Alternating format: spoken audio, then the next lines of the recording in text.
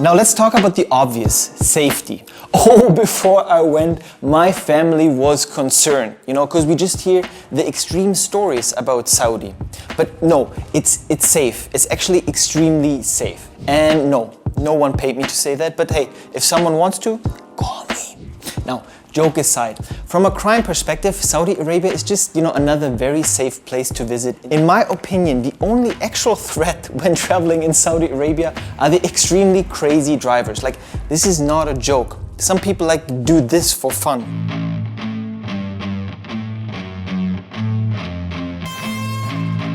Now, what about women? Because, I'm a man, so female visitors will get treated differently, right? Foreign women can travel around the country independently and alone. I have already lost count of all the women who asked me if they can go there by themselves. Yes, you can travel to Saudi Arabia as a woman by yourself. Overall, neither guys or girls should worry when going. People are extremely nice and you will get many invitations for tea and enjoy overall hospitality. If you apply for a tourist visa to Saudi Arabia, it's very easy. If you are from one of the 49 eligible countries, you can apply through the e-visa website. Cost is around $120. Other countries need to apply through their nearest Saudi embassy or consulate.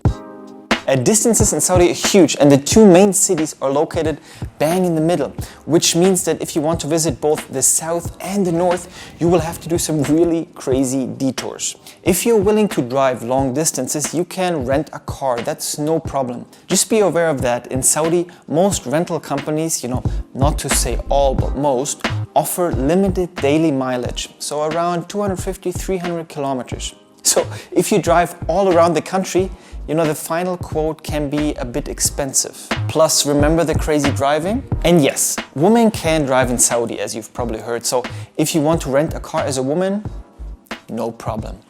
But I find flying is the most feasible option. There's a budget airline called Fly a Deal, and the name is what they do. They offer good deals. So if you book in advance, you should get a good rate. Overall, this saves you so much time, especially if you want to see all the places while you're being there. Now, if you come from a Western country, you're probably thinking, I just use public transport. Well, hold on. Public transport is just being built and will be available soon, for example, in Riyadh. Right now, it's not ready, so you can use cabs and Ubers, which is actually super easy. It's a really nice way to get to know the locals. Like, my first Uber driver was so happy that I was in the country. He got out of the car and bought me a box of oranges.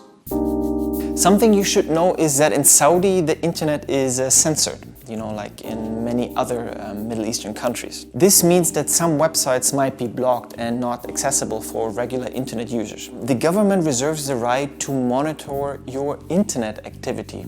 Creepy! Therefore, if you want to access blocked sites and navigate without anyone checking, you will need something called a VPN. And for that I use and also, strongly recommend to everyone going to those places a NordVPN, which you can find in the link below. And no, this is not sponsored. Let's talk about sleeping. Accommodation in Saudi Arabia can get expensive, especially for solo travelers.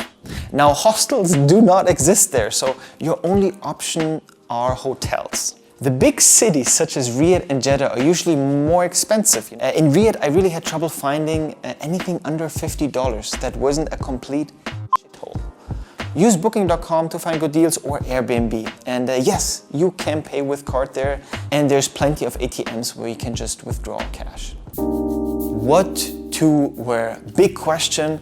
You don't need to wear a hijab, you don't need to wear a niqab, you don't, cover up everything. You don't need to cover your head, your hair. You could wear Western clothing, but I would not show too much. By that I mean too tight-fitting clothing or too much skin, because you will stick out and probably feel uncomfortable. Saudi is not the place to wear those kind of clothing. Again, I think if you go to a place with different culture, you're a guest. This holds when you're in the public. When you are, in tourist places and resorts, there it's way more relaxed.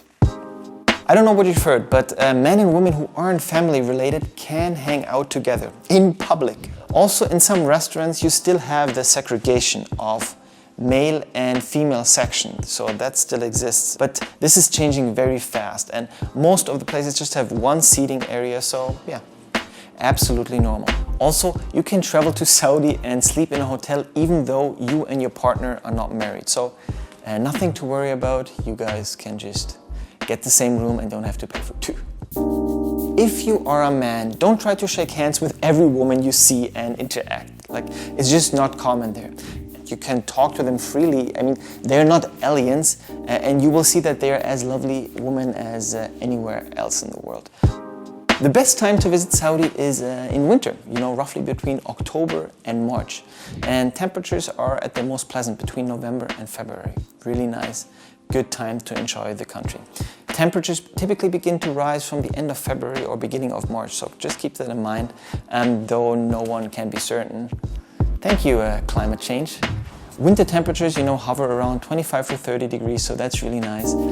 And lastly, try to be open towards the people. Now, Saudi people are extremely hospitable. You will find out, there's going to be endless coffee and meal invitations from just random people you don't even know who insist on showing you around the city. I mean, this happened to me so many times, and I met some incredible locals that I can now call my friends. So here we go. These travel tips will help you to make the best out of your stay, but make sure not to miss these other tips on what not to do in Saudi.